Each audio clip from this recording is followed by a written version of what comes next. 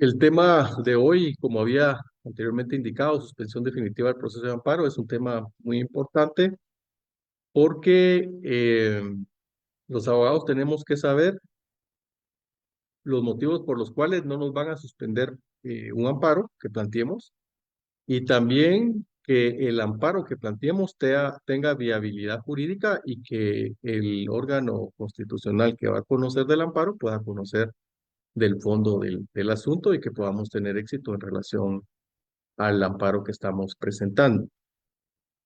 De tal suerte es que hoy vamos a abordar estas situaciones por las cuales regularmente se suspende un amparo y situaciones por las cuales también no permite que el Tribunal Constitucional pueda conocer el fondo del asunto y por ende, pues, que se pueda decretar con lugar un amparo.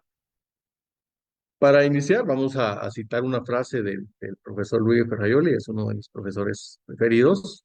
Tiene algunas cosas que son discutibles, por supuesto. Pero él dice una frase muy sencilla y corta que dice que los derechos son un papel si no se incluyen las garantías adecuadas. Y de hecho tiene razón. De nada serviría que existieran derechos humanos tanto a nivel nacional como en tratados y convenios internacionales en materia de derechos humanos si no existieran las garantías adecuadas para poder proteger esos derechos. De tal suerte que para el presente que estamos viviendo, pues tenemos en Guatemala un control constitucional,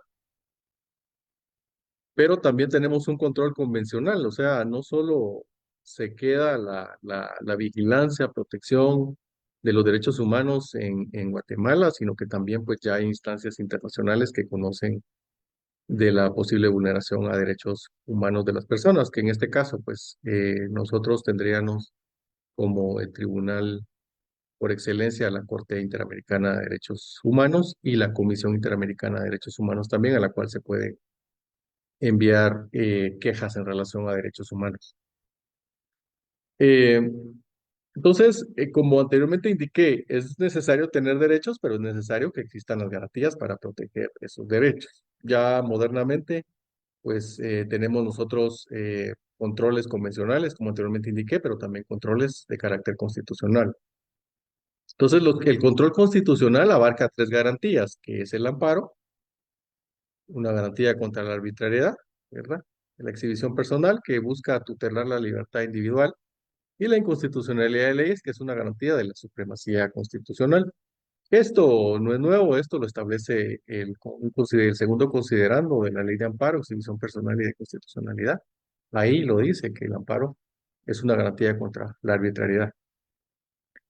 Y la inconstitucionalidad que protege la supremacía constitucional. Ya la vez pasada habíamos analizado que son tres artículos los que establecen la supremacía constitucional, que es el 44, el 175 y el 204 de la Constitución. Y lo que implica la supremacía básicamente es que la Constitución ocupa la posición superior del ordenamiento jurídico y el resto de normas pues tienen una posición infraordinada o subordinada a las normas constitucionales.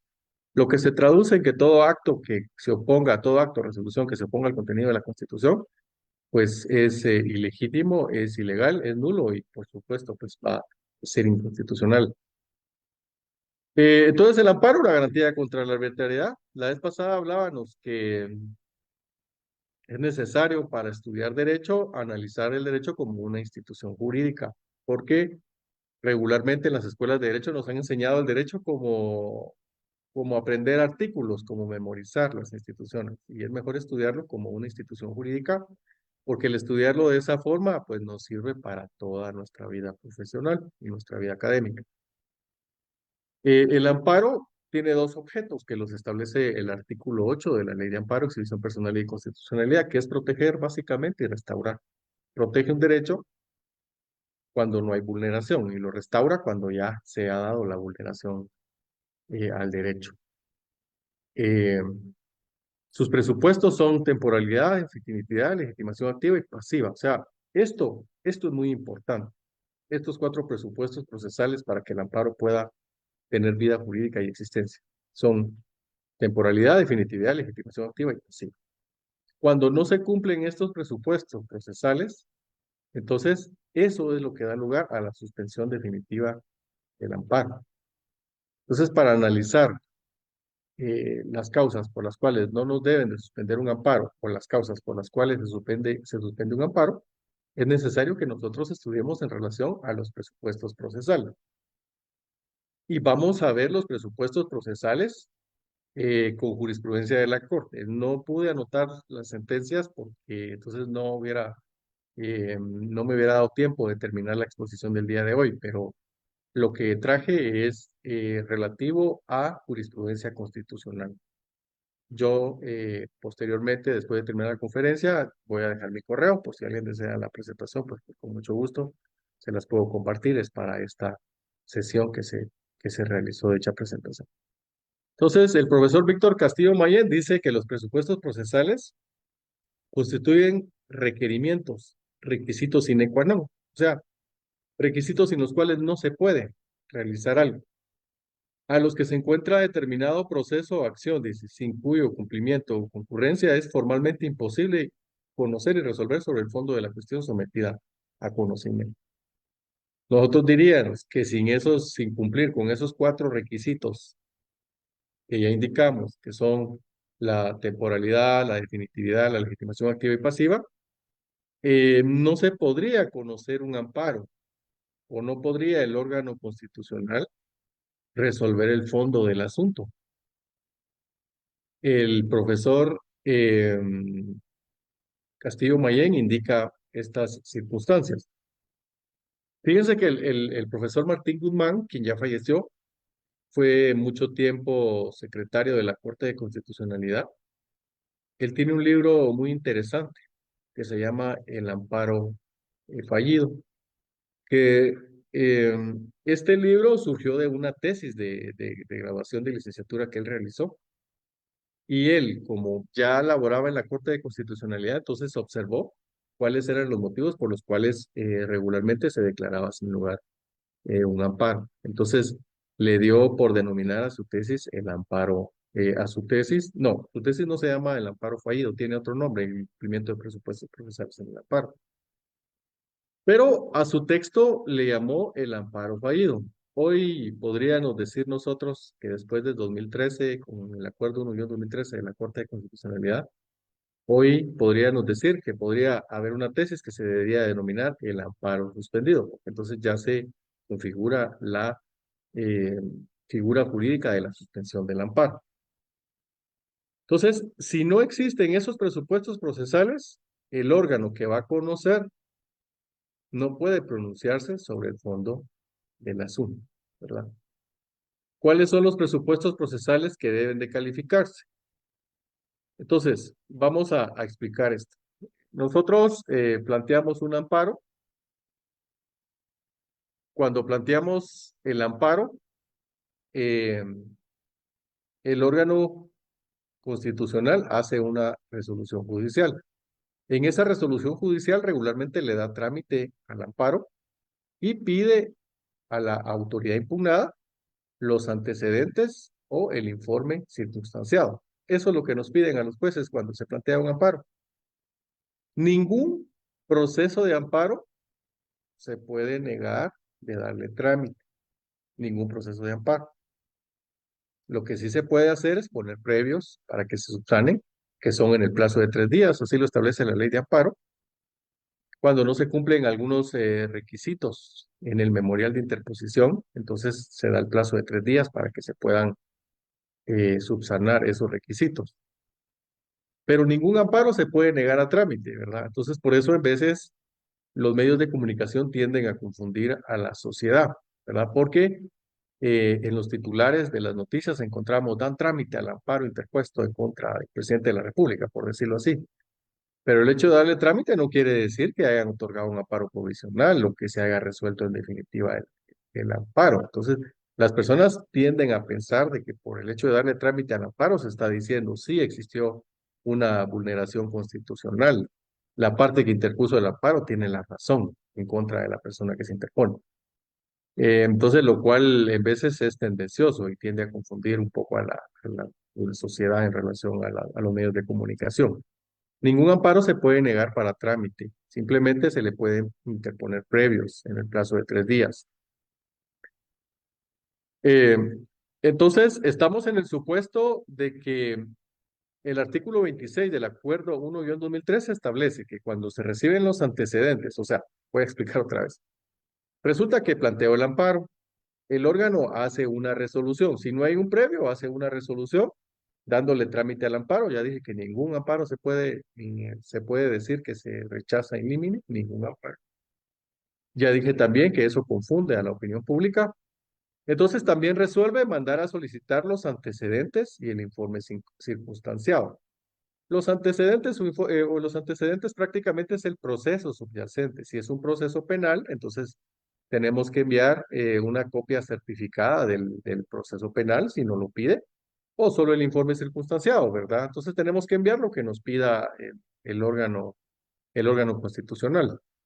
Regularmente lo que se envía es una certificación del proceso y una certificación también del acto reclamado y un informe circunstanciado. El informe circunstanciado lo que hace es que se informa de todas las actuaciones que se han ocurrido en en el proceso. Por ejemplo, en tal fecha existió una primera declaración, se dictó acto de procesamiento, vamos por la etapa intermedia, ¿verdad? Eso es un informe circunstanciado, es decir, hacer una información de las circunstancias que obran en el expediente.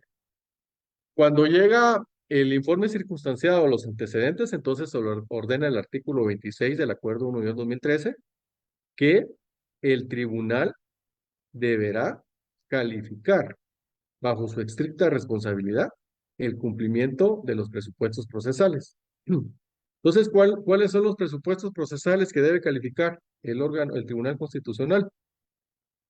La temporalidad, definitividad, legitimación activa y pasiva, y así como aquellos otros que determine la Corte de Constitucionalidad por medio de su doctrina legal. Entonces, en la remisión de los antecedentes o el informe circunstanciado, el Tribunal Constitucional debe verificar que se cumplan estos presupuestos. Si no se cumplen con alguno de estos presupuestos, lo que debe de hacer es decretar la suspensión definitiva del amparo. Eso lo vamos a ver más adelante. Entonces, vamos a hablar un poco entonces de cómo nosotros debemos de analizar cuando vamos a interponer un amparo.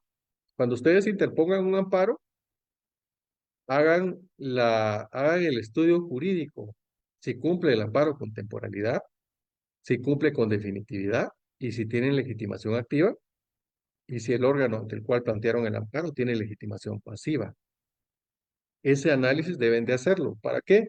Para que no planteen amparos que se van a declarar al final sin lugar o que se vayan a suspender, para que no se vaya a hacer únicamente para poder cargar la carga de trabajo que tiene la justicia constitucional.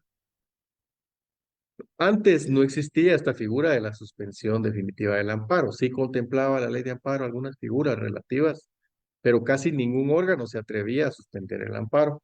Este acuerdo 1-2013 sí vino a regular esa suspensión definitiva del amparo. ¿Y por qué lo hicieron los magistrados? Pues lo hicieron simplemente porque había amparos que se planteaban y que no cumplían con estos cuatro presupuestos procesales. Entonces, esos amparos de entradita eran amparos fallidos, ¿verdad? Porque de entradita se le tenía que dar todo el trámite, teníamos que requerir los antecedentes, el informe circunstanciado, dar la primera audiencia por el plazo de 48 horas, abrir a prueba por el plazo de 8 días, después dar la segunda audiencia por el plazo de 48 horas otra vez. Y teníamos que tramitar la vista, el auto para mejor fallar y la sentencia. Se tenía que tramitar todo el amparo, cuando desde que recibía el tribunal los antecedentes o el informe circunstanciado se sabía que ese amparo iba a ser declarado sin lugar, porque no se había cumplido con uno de estos presupuestos procesales. Entonces, la lógica de los magistrados de la Corte de Constitucionalidad fue crear este acuerdo 1-2013 en el cual establecieron que se puede dar la suspensión del trámite del amparo para que el amparo no llegue hasta sentencia, que no llegue por gusto hasta la sentencia, ¿verdad? Eso es hacer perder recursos al Estado, hacer perder recursos a las partes y pues también posibilita el principio de economía procesal. También, que este acuerdo 1-2013 es discutible también porque los magistrados entraron ahí a regular aspectos del trámite, aspectos que a criterio de muchos constitucionalistas debieron ser reformados. Debió ser reformada la ley de amparo, exhibición personal y constitucionalidad, una reforma de la ley. Pero si ustedes leen ese acuerdo 1-2013, la Corte ahí implementó procedimientos, porque esta suspensión del amparo no está establecido que se pueda apelar. Y en ese acuerdo 1-2013, la Corte agrega como una resolución apelable la suspensión definitiva del amparo. El problema es que imagínense ustedes eh, cómo se le puede decir a la Corte de Constitucionalidad que declare inconstitucional algo que ella está decretando. Entonces, es complicado. Y de hecho, el acuerdo pues ayuda también, ¿verdad? Tiene algunas cosas que antes no estaban reguladas en la ley de amparo, por ejemplo, el plazo de los cursos. El plazo de lo curso era un plazo que pues había como tres criterios para saber cuál era el plazo para la interposición de lo curso, pues ahora ya se tiene el plazo establecido. Pues vamos a continuar. El presupuesto de temporalidad. Entonces, yo les había dicho, lo que traigo aquí es parte de la jurisprudencia de la Corte de Constitucionalidad, no es algo que yo me lo haya inventado, y parte también de la ley de amparo, solo que no pude citar todas las sentencias porque entonces no terminaría la exposición del día de hoy. Hay que recordar que en materia de justicia constitucional todos los días y horas son hábiles. Eso lo establece el artículo 5 literal A de la ley de amparo. O sea, aquí no utilizamos los plazos de la ley del organismo judicial. Cuando dice la ley del organismo judicial que cuando se hable de un plazo en días, no tenemos que incluir los días inhábiles, solo días hábiles. Aquí no, aquí en materia de justicia constitucional estamos en que todos los días y horas son hábiles. El artículo 20 de la Ley de Amparo, Exhibición Personal y de Constitucionalidad establece cuáles son los plazos que tenemos para plantear el amparo. La petición de amparo debe de hacerse dentro de los 30 días siguientes al de la última notificación. Es decir, que para una materia que podríamos denominar ordinaria, yo tengo 30 días para plantear el amparo. ¿Cuándo empiezo a contar entonces el plazo del amparo? Si me notifican el día de hoy, tengo que contar a partir del día de mañana, el plazo al de la última notificación. A partir del día de mañana empiezo a contar 30 días, incluyendo sábados y domingos, días festivos y lo que sea, porque todos los días y horas son hábiles. Pero en el proceso electoral, también la ley de amparo dejó establecido que el plazo para plantear el amparo es de 5 días. Y lo hizo porque el proceso electoral tiene un plazo corto, ¿verdad? Desde que el Tribunal Supremo Electoral hace la convocatoria, elecciones, define un calendario, el Tribunal Supremo Electoral del proceso electoral. Entonces, como el proceso es rápido, entonces por eso es que la ley prevé que en un plazo de 5 días esté habilitado el amparo. Porque plantearlo después de ese plazo podría ser que ya haya terminado la elección, entonces ya no tendría razón de ser el amparo. Establece la ley también que no hay plazo cuando el amparo se promueva contra el riesgo de aplicación de leyes y reglamentos inconstitucionales a casos concretos, que también este plazo es una circunstancia bien discutible porque la Corte ha tomado este plazo como, esto cuando dice no hay plazo, la ley de amparo está refiriéndose a la inconstitucionalidad de la ley al caso concreto, entonces no es tan aplicable que pueda existir ese plazo. La temporalidad, entonces, el presupuesto procesal de temporalidad eh, tiene su naturaleza jurídica en el principio de seguridad jurídica. En el sistema constitucional guatemalteco y la Constitución también establece el principio de seguridad jurídica. Y ese principio lo que hace es que haya certeza en los procedimientos judiciales y administrativos, ¿verdad? Por eso es que hay plazos, ¿verdad? No podemos dejar abierto, imagínense ustedes que no existieran plazos para plantear el amparo de una situación que ya se juzgó, que ya hay sentencia condenatoria, que ya está firme y que no existiera un plazo, no habría seguridad jurídica porque 2 años o 3 años después, por medio de un amparo, podría revocarse o suspenderse esa sentencia. Entonces, la temporalidad está dada en relación al principio de seguridad jurídica que establece el artículo 2 de la Constitución Política de la República de Guatemala. La Corte de Constitucionalidad ha indicado que el plazo para plantear el amparo es un plazo fatal. Es un plazo fatal. Eso quiere decir que de no interponerse el amparo en el plazo determinado, se produce la caducidad del derecho. Si no se plantea el amparo en el plazo que la ley determina, es decir, 30 días en materia ordinaria y en materia electoral 5 días, produce una caducidad del derecho para plantearse. Ustedes saben que la caducidad es la pérdida de una acción por el transcurso del tiempo. Caso contrario a la prescripción, que es la pérdida, la prescripción es la pérdida de un derecho por el transcurso del tiempo y la caducidad es la pérdida del ejercicio de una acción por el transcurso del tiempo. Es un plazo fatal entonces, ¿por qué? Porque si no lo planteo en el plazo en el cual corresponde, entonces caduca el derecho de plantear el amparo. Es un plazo personal, ¿verdad? Porque es personal, porque va a empezar a contarse de acuerdo al último día, de acuerdo a la última notificación que me realicen. Si a mí me notifican hoy como parte de un amparo, hoy empiezo a contar mis 30 días. Si mañana le notifican al Ministerio Público, mañana el Ministerio Público tiene que contar el plazo de 30 días. Entonces es personal. Los 30 días se van a computar a partir del día siguiente al de la última notificación. Por eso les decía, me notifican hoy, el día de mañana empiezan a contar los 30 días. Eh, Hay que también hacer salvedad que la Corte deja algunas excepciones en cuanto a la temporalidad. Es decir, no se puede dar por precluido el plazo de los 30 días o de 5 días cuando el acto reclamado en amparo, afecte a terceras personas que no han sido emplazadas en el proceso. Es decir, si yo no soy parte de un proceso judicial o administrativo, y no se me ha notificado ningún tipo de resolución judicial o administrativa, no se puede empezar a contar el plazo de los 30 días. Y como tampoco se me dio intervención en, en un determinado proceso, no se puede contar ese plazo. ¿Cómo podríamos nosotros ejemplificar en relación a que no cuenta el plazo, a la extemporaneidad? Podríamos decir, por ejemplo, en el caso de las propiedades, ¿verdad? Hay un bien inmueble que tiene una persona que resulta que está en Estados Unidos. Resulta que cuando la persona viene a Guatemala se da cuenta que el bien inmueble pues ya vive otra persona ahí. Cuando va al registro de la propiedad se da cuenta que también hicieron una inscripción registral en el registro y el titular del derecho de propiedad del bien es de otra persona.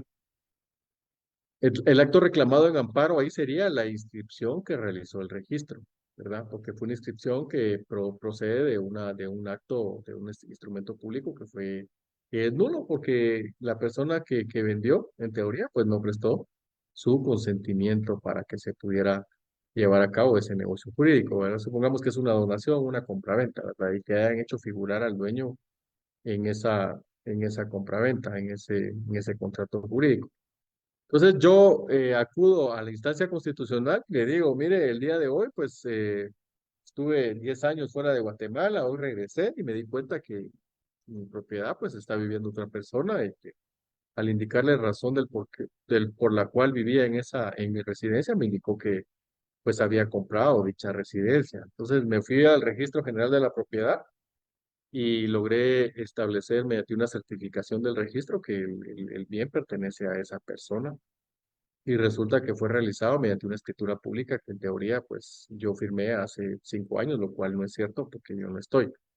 A partir de ese día que yo me doy cuenta del acto reclamado, pues, del acto que voy a reclamar que me causa agravio, a partir de ese día empieza a contar los 30 días. Entonces esa persona tiene que plantear un amparo, tiene que plantear un amparo.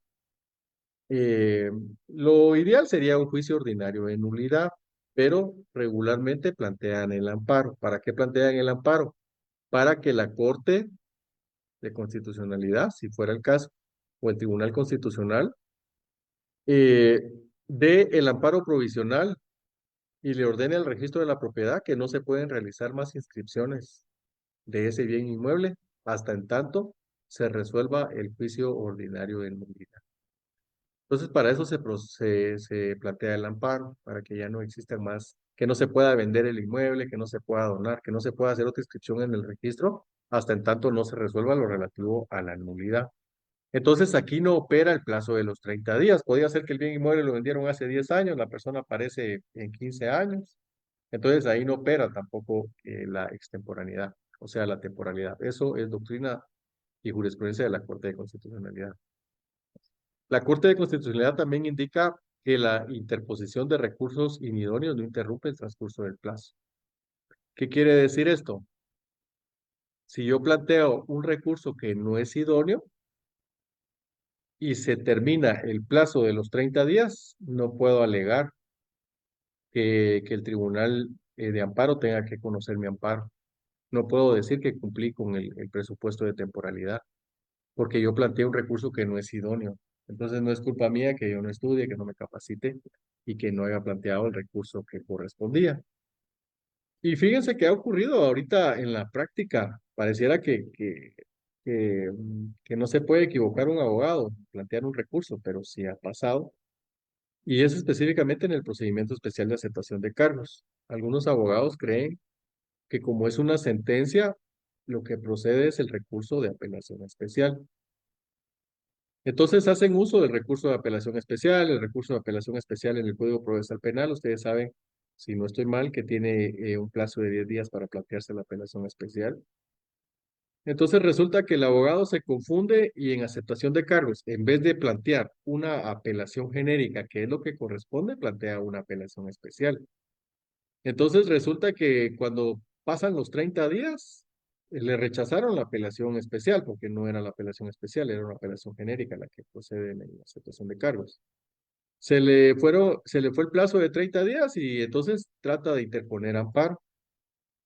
Entonces dice la Corte de Constitucionalidad en su jurisprudencia que como planteó un recurso inidóneo, que él no interrumpió el plazo de los 30 días. Consecuentemente, no cumplió con la temporalidad, con el plazo de 30 días, o 5 si fuera materia electoral, y la consecuencia de eso es que entonces se da la suspensión definitiva del amparo. Suspensión definitiva el efecto que provoca es el archivo prácticamente, y que ya no se siga diligenciando las demás etapas del amparo. A contrario censo, la Corte dice en su jurisprudencia que la presentación de recursos idóneos sí interrumpe el plazo. ¿Qué quiere decir eso? Que hay un acto, por ejemplo, considero que eh, en una prisión preventiva considero que se vulneraron algunos derechos constitucionales. Entonces, el recurso idóneo para impugnar una prisión preventiva es el recurso de apelación. Así lo establece el artículo 404 del Código Procesal Penal. Si yo planteo el recurso de apelación como es un recurso idóneo, entonces ahí porque el día de la prisión preventiva, por ejemplo, fue en la audiencia de primera declaración que el juez decretó la prisión preventiva. Si yo planteo entonces el recurso de apelación, ahí estoy interrumpiendo el plazo de los 30 días del amparo. ¿Por qué? Porque tengo que esperar hasta que me resuelvan mi recurso de apelación y hasta que esté resuelto y esté notificado, ese día que esté resuelto y notificado, empiezo a contar al día siguiente, como ya les advertí, el plazo de 30 días para plantear el amparo. Entonces, si yo planteo un recurso idóneo, sí interrumpe el plazo. ¿Y por qué tengo que plantear recursos idóneos? Porque también tengo que agotar definitividad, que más adelante vamos a ver. Yo no puedo irme al amparo si no he agotado la definitividad. Ahorita lo vamos a ver. Entonces, vamos. Recurso que no sea idóneo no interrumpe el plazo de los 30 días, por decirlo así, o de 5 días, según fuera el caso. Si es un recurso idóneo, sí interrumpe el plazo. Entonces, tengo que esperar hasta que me resuelvan mi recurso para poder acudir a la vía de la. La Corte de Constitucionalidad también ha dicho, y ese es un aspecto muy importante, si se interrumpe el plazo del amparo cuando planteo un amparo ante un órgano jurisdiccional que no tiene competencia. Ahí sí se interrumpe la prescripción de la acción de amparo. ¿Por qué la Corte dice que aquí sí? Porque la garantía constitucional es muy amplia, ¿verdad? Es muy amplia. Entonces, si la persona dice que planteó un amparo ante un órgano que no correspondía y ese amparo lo rechazó, ahí sí se interrumpe la prescripción de los 30 días o 5 días si fuera el caso, derivado de la interpretación extensiva que se tiene que hacer también, así lo dice la ley de amparo, que se debe aplicar, se debe de hacer una interpretación extensiva. Entonces, si yo planteo el amparo ante un órgano que tiene competencia, eso sí interrumpe el plazo de los 30 días o de 5 días según el caso. La Corte de Constitucionalidad en su jurisprudencia también ha dicho que hay excepciones al cómputo. Es decir, que no se cuentan los 30 días o 5 días si se establece la figura del agravio continuado. Es decir, que el acto reclamado o lo que quiero reclamar en amparo siga produciendo sus efectos, ¿verdad? El agravio se me siga cometiendo. Es lo que les decía el ejemplo del Registro General de la Propiedad. Pudieron haber pasado 10 o 20 años, pero el agravio se sigue dando, el agravio continuado sigue dando porque hay una persona que vive en mi propiedad y hay una inscripción en el registro de la propiedad que establece que esa persona es el propietario. Entonces, ahí se da una figura del agravio continuado. Entonces, ahí hay excepciones al cómputo del plazo de los 30 días. La otra excepción es cuando hay riesgo de aplicación de leyes o reglamentos sin constitucionalidades, pero eso ya hablamos que más es materia de la inconstitucionalidad de ley a caso concreto. Y la tercera excepción al cómputo es ante la posibilidad que existan actos violatorios a los sujetos de derechos.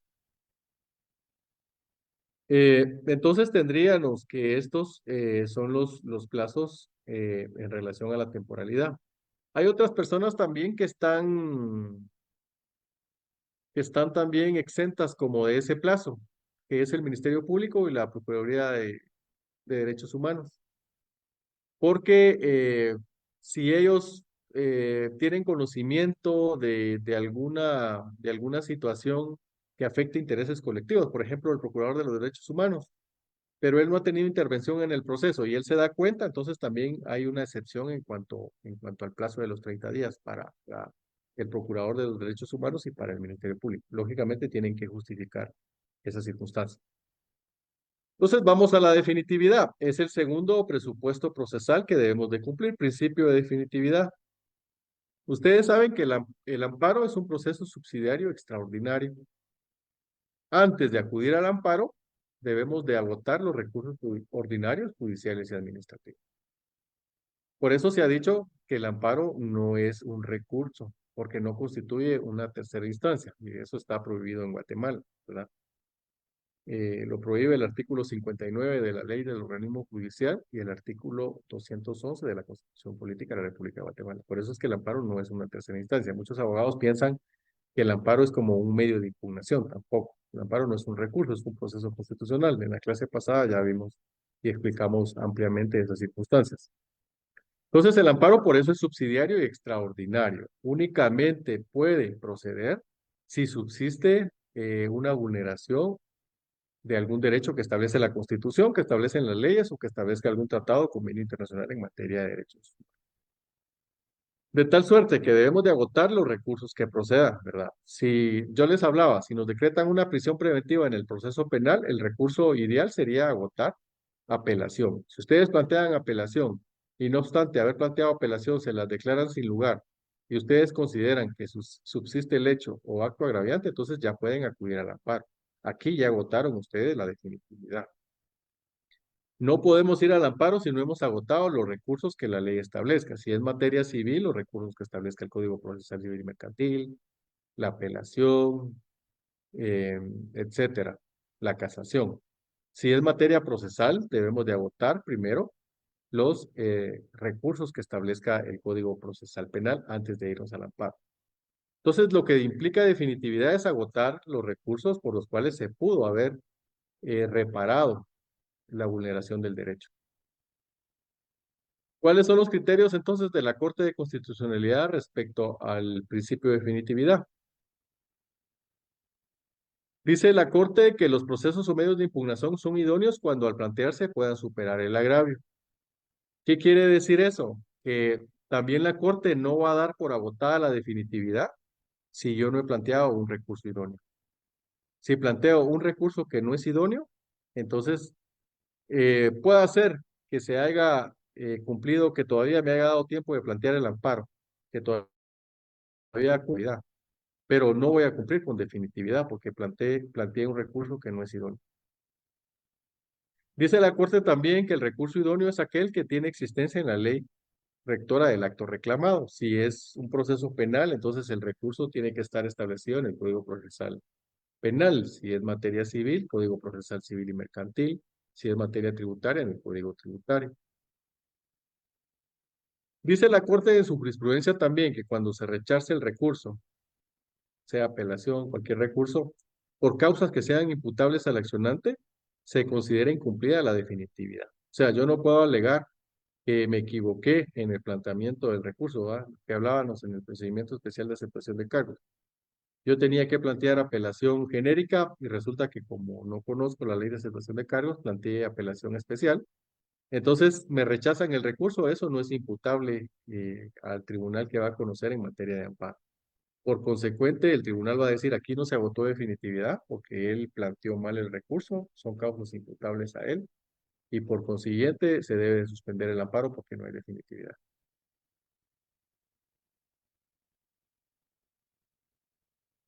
¿Cuál es la excepción entonces a plantear recursos? Dice que no es necesario agotar recursos o medios cuando la persona no ha sido emplazada o no tuvo participación dentro del proceso que le agravia. Era lo que les decía. Si no he tenido participación en el proceso, si no se me no notificó nada, pues lógicamente no pude plantear ningún medio de impugnación, ¿verdad? Porque no tenía conocimiento del acto reclamado. Entonces, ahí no me pueden decir, usted tiene que agotar definitividad, ¿verdad? Tampoco están exceptuados de la definitividad cuando el acto es reclamado por terceros extraños, en los que les afecten derechos por que no han tenido la oportunidad de defenderse. Y también es dispensable la definitividad cuando aún existiendo vía ordinaria su agotamiento puede provocar daño grave o irreparable. Este último supuesto, este último supuesto, que no es necesario agotar definitividad cuando se pueda provocar daño grave o irreparable, la Corte se refiere a dos sentencias que yo tuve a bien leer. Son las sentencias emitidas en contra del Instituto Guatemalteco de Seguridad Social. La, el- la, la, la ley orgánica del Instituto Guatemalteco de Seguridad Social establece algunos recursos administrativos que se pueden plantear. Si no estoy mal, creo que hay apelación, no recuerdo cuál es el otro recurso administrativo. Pero resulta de que en algunas ocasiones el Instituto Guatemalteco de Seguridad Social se niega a dar un medicamento que protege la vida de la persona. O sea, sin ese medicamento la persona va a fallecer. Podrían ser eh, algunos retrovirales, etcétera, algún medicamento para el cáncer. Entonces resulta que dice la Corte que ahí no es necesario que se agoten recursos, porque si se, imagínense ustedes, si es una persona que depende de ese medicamento y que si no consume ese medicamento puede fallecer, ¿de qué serviría que la Corte exigiera que se agoten los recursos que están establecidos en la ley orgánica del Instituto Guatemalteco de Seguridad Social? Ya cuando resuelva el IX, cuando resuelva el IX ese recurso administrativo que plantea, la persona falleció. Entonces, por eso la Corte en estas sentencias dice que no es necesario que se agoten recursos cuando se pueda provocar un daño grave o irreparable. Y también podríamos hacer alusión a otras circunstancias, ¿verdad? Que se pueda provocar un daño grave o irreparable. Nosotros podemos decirle a la Corte, mire, no, en relación al principio de definitividad no lo cumplí, porque si yo planteo un recurso, tardaría tantos días y entonces se puede provocar un daño grave o irreparable a los derechos de las personas. Entonces solicito que se tenga por exceptuada la definitividad en este caso por ocurrir el daño grave o irreparable. También ya había hablado de esto, que tienen excepción a agotar definitividad el Ministerio Público y la Procuraduría General de la Nación, y también el Procurador de los Derechos Humanos, en relación a intereses que les atañen a ellos. Legitimación activa es el tercer presupuesto. El profesor Castillo Mayén dice que la legitimación activa es la aptitud legal, capacidad y procesal, interés que posee una persona para promover una acción de amparo. Esta aptitud se encuentra condicionada, dice él, al interés legítimo que posee la persona que requiere dicha protección constitucional, debido a que el acto señalado como agraviante viola la esfera de sus derechos o provoca un menoscabo en su patrimonio. Hay que tener legitimación entonces para plantear un amparo que se va a medir a través de la capacidad y el interés que yo tenga en relación a esto. ¿Quiénes tienen legitimación activa entonces? La persona individual, ¿verdad? Cuando uno es afectado en sus derechos. Las personas jurídicas también tienen legitimación activa, pero deben de plantear el amparo y deben de acreditar su representación legal y acreditar su existencia. El Procurador de los Derechos Humanos y el Ministerio Público posee legitimación activa para defender los intereses difusos, en el caso del Procurador, y el Ministerio Público los intereses que le atañen. La legitimación pasiva, la, el artículo 9 de la Ley de Amparo enuncia qué entes o contra qué entidades podemos plantear el amparo.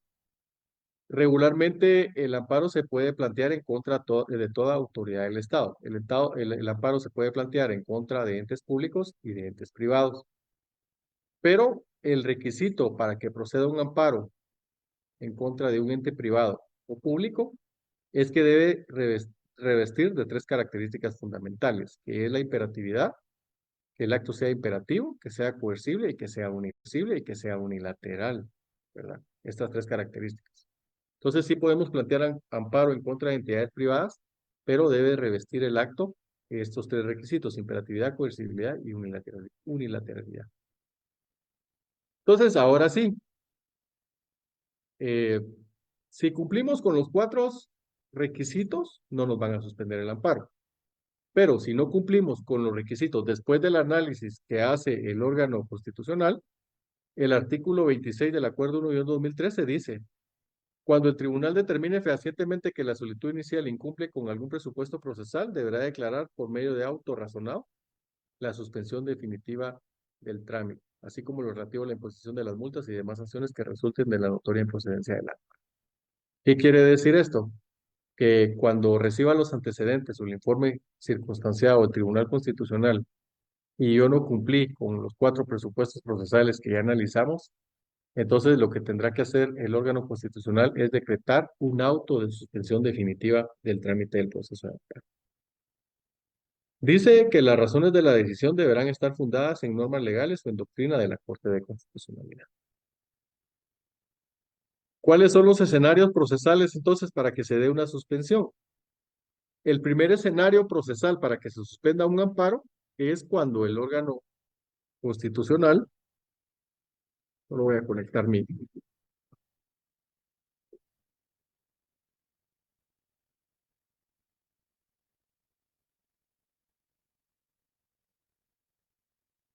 Entonces, el primer escenario procesal, ya dijimos, ¿va? ¿Cómo es el trámite del amparo? Ustedes lo conocen mejor que yo.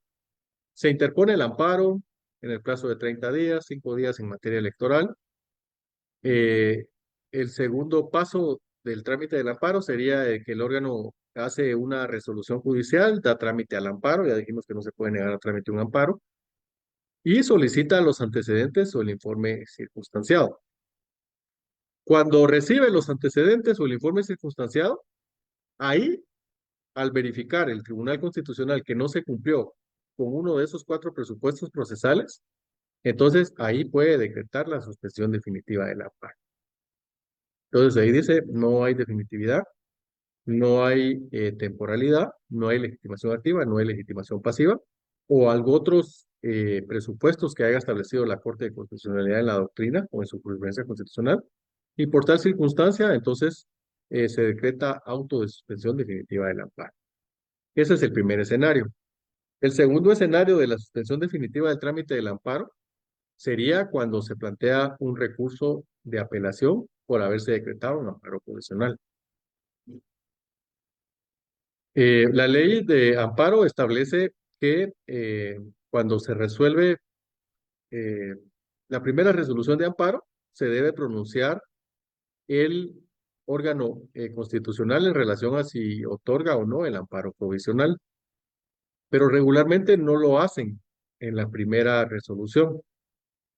Regularmente lo hacen cuando reciben los antecedentes, porque entonces ya pueden examinar más o menos el acto reclamado y entonces ya van a ver si encaja en uno de los supuestos para decretar eh, el amparo provisional. Entonces, cuando se resuelve el amparo provisional, ese amparo provisional yo lo puedo impugnar por medio de una apelación. Esa apelación la va a conocer la Corte de Constitucionalidad y la Corte de Constitucionalidad, en esa resolución de apelación, la Corte podría decir: este amparo no debió decretarse amparo provisional porque no existían los presupuestos procesales que ya analizamos, y entonces revoca el amparo provisional y le dice al órgano constitucional de primer grado que ese amparo debió haberlo suspendido porque no se había cumplido con un presupuesto procesal. Entonces, ese es el segundo escenario. Entonces, ya el otro recibe la orden y decreta la suspensión definitiva del amparo. Y la otra circunstancia por la cual también se puede decretar una suspensión definitiva, que no es tanto que se pueda decretar, es cuando se plantea recurso de apelación de una sentencia de amparo. Resulta que otorgaron amparo provisional y resulta que otorgan amparo en definitiva. Entonces yo planteo recurso de apelación en contra de esta sentencia, haciendo relación a que no se había cumplido con los presupuestos procesales. Entonces ahí la Corte de Constitucionalidad le dice efectivamente que el amparo no debió haberse declarado con lugar porque no se habían dado los presupuestos procesales y que en todo caso lo que tendría que haber hecho era suspender el trámite del amparo. ¿Cuáles son los efectos entonces de la suspensión definitiva del amparo? Dice el artículo 27 del Acuerdo 1-2013, decretada la suspensión definitiva, se ordenará el archivo del expediente y si el tribunal hubiera recibido los antecedentes del amparo por parte de la autoridad denunciada o de otra autoridad, los devolverá con certificación del auto por el que hubiere pronunciado aquella suspensión. O sea, decretada la suspensión definitiva, lo que se hace es devolver los antecedentes y lo que se hace prácticamente es archivar el expediente, ¿verdad? Se ordena el archivo del expediente. Esa suspensión definitiva del amparo se puede apelar y eso era lo que les decía en el catálogo de resoluciones que se pueden apelar, que establece la ley de amparo, exhibición personal y de constitucionalidad, no establece que la suspensión definitiva de un amparo se pueda apelar. Pero en este acuerdo 1-2013 la Corte dijo que se puede apelar. Y este es el artículo 27. Dice, el auto que declara la suspensión definitiva será apelable de conformidad con el artículo 61 de la ley de amparo, exhibición personal y de constitucionalidad. El recurso deberá ser presentado en forma motivada, dice. Entonces, ¿qué recurso procede cuando nos suspenden un amparo? Una apelación, una apelación. ¿Cuál es el trámite de la apelación entonces para esta suspensión definitiva del amparo? Se interpone dentro de 48 horas siguientes al de la última notificación. El órgano, si no fuera la Corte de Constitucionalidad, si fuera una sala de la Corte de Apelaciones, Corte Suprema de Justicia o juez de primera instancia que emitió la resolución, debe remitir los antecedentes en un plazo de 24 horas a la Corte de Constitucionalidad. Dice la ley que se pueden decretar diligencias para mejor fallar, 3 días si es un auto y 5 días si es sentencia. Pero regularmente, por ser una apelación de auto, pudiera ser que esas diligencias para mejor fallar no se lleven a cabo, porque también es una facultad discrecional de la Corte de Constitucionalidad. Entonces, por ser apelación de auto, 36 horas después de recibido los antecedentes, se va a dictar la resolución de la apelación correspondiente. Entonces, este sería el trámite. El artículo 68 de la Ley de Amparo, Exhibición Personal y de Constitucionalidad establece la figura de la anulación de actuaciones. Pues una figura poco conocida en el uso SORI, porque muchos abogados han planteado la anulación de actuaciones como una especie de medio de impugnación, lo cual no es correcto. Regularmente la Corte de Constitucionalidad, fíjense ustedes que cuando se plantea, por ejemplo, me suspenden el trámite del amparo, suspensión definitiva del amparo, y resulta de que yo planteo una apelación porque no se suspendió ese amparo, porque se le dio trámite e incluso se dio amparo provisional. Entonces se van llevando a cabo todas las etapas del proceso de amparo, es decir, se lleva a cabo la audiencia, la primera audiencia a las partes por 48 horas después de recibir los antecedentes del informe circunstanciado, se lleva a cabo la prueba, que es en el plazo de 8 días, se lleva a cabo la segunda audiencia, que es audiencia para pronunciarse en relación a la prueba en el plazo de 48 horas también. Entonces, si se va llevando a cabo toda la sustanciación del proceso de amparo, y supongamos que incluso ya va hasta en sentencia el proceso de amparo, y yo planteé apelación por el amparo provisional que se otorgó, aduciendo de que de que no existían presupuestos procesales, entonces la Corte lo que resuelve es la anulación de las actuaciones y retrotrae las actuaciones hasta la primera resolución en donde se decretó el amparo provisional. O sea, retrotrae todo, retrotrae periodo de prueba, retrotrae las audiencias, retrotrae la vista, el auto para mejor fallar. Incluso si la sentencia no está firme o ejecutoriada, la Corte retrotrae todas las etapas hasta donde debió haberse decretado la suspensión definitiva del trámite del amparo. Entonces, así se aplica esta figura de anulación de las actuaciones. Dice la anulación de las actuaciones que la Corte puede anular las actuaciones cuando el estudio del proceso establece que no se observaron las disposiciones legales, debiéndose reponer las actuaciones desde que se incurrió en nulidad. Por eso les decía, y ese es el gran problema que tenemos, que regularmente los órganos eh, jurisdiccionales, las salas de apelaciones o los jueces de primera instancia, o en algunos casos la Corte Suprema de Justicia, no realizan ese examen del cumplimiento de los presupuestos procesales. No realizan ese examen y en algunos casos otorgan el amparo provisional y se lleva a cabo todo el proceso y al final en la apelación de ese amparo provisional la Corte de Constitucionalidad anula todas las actuaciones, todo el proceso de amparo, hasta en donde se incurrió en el error de no calificar los presupuestos procesales y de resolver la suspensión definitiva del amparo. Hay algunas cosas que traía para esta clase, pero yo entiendo que pues tenemos algún tiempo determinado. Fíjense ustedes que la justicia constitucional eh, y la justicia en sí tiene algunas cosas que no son parte de la realidad. Yo les he dicho a ustedes que la única verdad que existe es la realidad, ¿verdad? Cuando a uno le preguntan, mire, ¿cuál es la verdad? Pues la verdad es la realidad, ¿verdad? Hay muchas cosas que no se aplican en relación a la verdad. El artículo 8 de la Ley de Amparo, Exhibición Personal y de Constitucionalidad dice que no hay ámbito que no sea susceptible de amparo, lo cual no es cierto. Eh, Eso nos lo enseñan en las escuelas de derecho, ¿verdad? Principios del amparo o una característica del amparo, que no hay ámbito que no sea susceptible de amparo. Pero la Corte de Constitucionalidad en su propia jurisprudencia ha dicho que sí hay ámbitos que están exceptuados del amparo. ¿Y a qué nos estamos refiriendo? Nos estamos refiriendo a tres cuestiones fundamentales. Cuando son cuestiones religiosas, cuando hay cuestiones religiosas, el ejemplo de que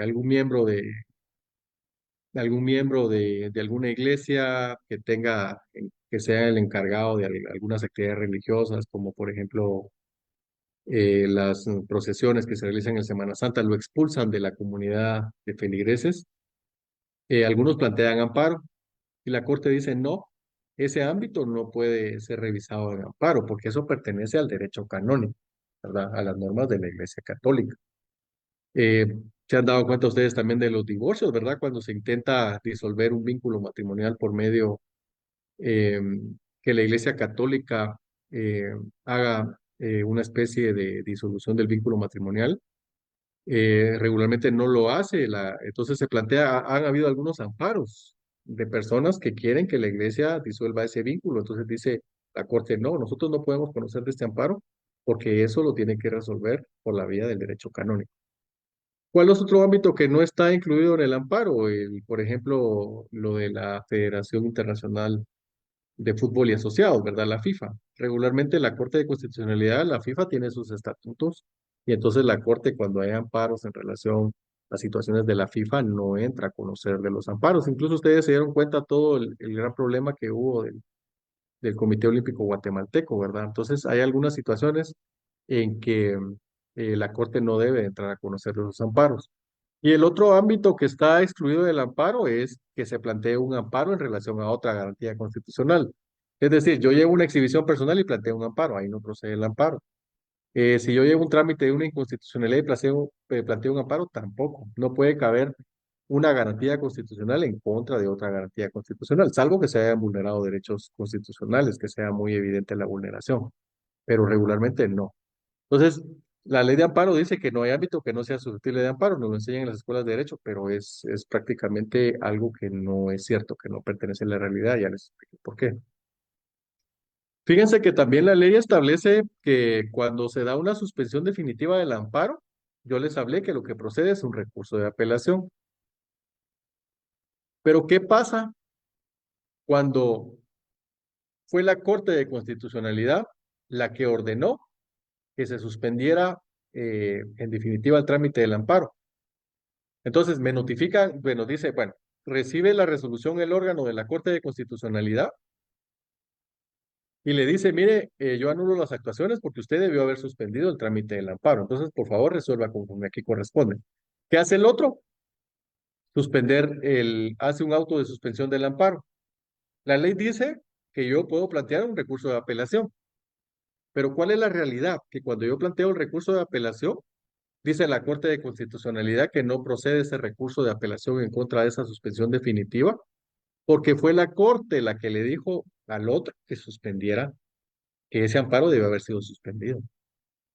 Entonces, la ley dice, procede recurso de apelación en contra de la suspensión definitiva del trámite del amparo, pero cuando esa de suspensión definitiva la ordenó la Corte de Constitucionalidad, la Corte de Constitucionalidad dice que no procede la suspensión definitiva porque fueron ellos los que ordenaron esa suspensión definitiva. Ellos no hicieron la suspensión definitiva, ellos no hicieron el auto, solo le ordenaron al tribunal de primer grado que suspendiera ese amparo.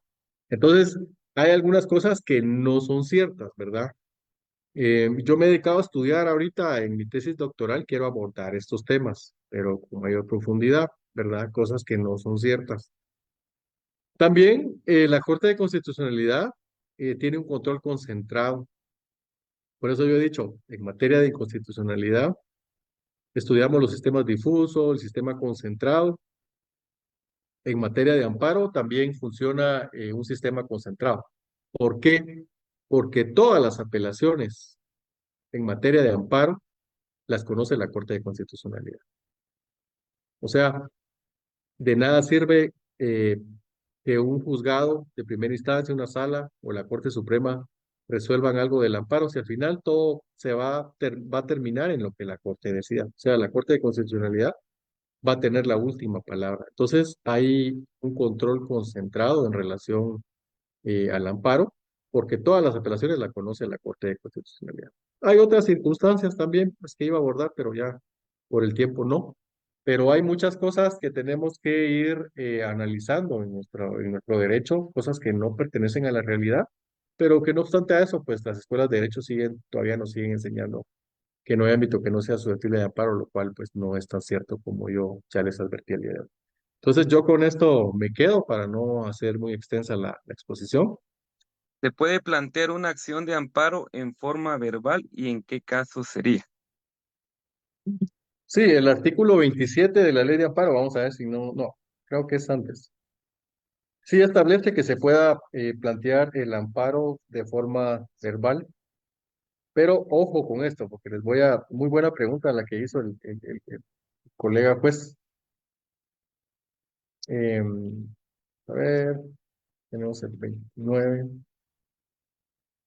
El artículo 26 dice que la persona notoriamente pobre o ignorante, el menor y el incapacitado que no pudieran actuar con auxilio profesional podrán comparecer ante los tribunales en solicitud verbal de amparo, en cuyo caso se procederá a levantar acta acerca de los agravios denunciados. ¿Qué quiere decir? Que sí se puede plantear un amparo en forma verbal, pero únicamente lo pueden hacer las personas que son pobres, como lo dice la ley, que son ignorantes, también es una cuestión bien discriminadora que establece la ley, el menor o el incapacitado. Sí se puede hacer, estas personas sí lo pueden hacer. Lo que tiene que hacer el tribunal es levantar un acta y mandarla a la Procuraduría de Derechos Humanos para que les dé acompañamiento correspondiente. Ahora, ¿qué si no se puede hacer? Y eso tal vez la pregunta del estimado colega va en relación a esa circunstancia. Que alguien llegue a un juzgado y en una audiencia pueda plantear un amparo verbal, eso sí no se puede hacer. Eso no se puede hacer. Eso no se puede hacer. Hay un expediente, el 4561-2013. Entonces, dice la Corte que no se puede plantear el amparo verbal cuando no se cumpla con esos requisitos del artículo 26, porque nos podrían sorprender los abogados queriendo plantear un amparo en forma verbal en una audiencia, lo cual no está dado para eso porque hay que cumplir con los presupuestos que establece el artículo 26, que el amparo está destinado solo para esas personas. Repito, persona notoriamente pobre, ignorante, el menor o el incapacitado. Solo esas personas podrían plantear un amparo verbal, que en todo caso no sería en una audiencia, sino que tendría que ir al órgano jurisdiccional, se levanta un acta y esa acta se emite, se envía al Procurador de Derechos Humanos para que brinde el asesoramiento correspondiente. Entonces, eso sería en relación al amparo verbal.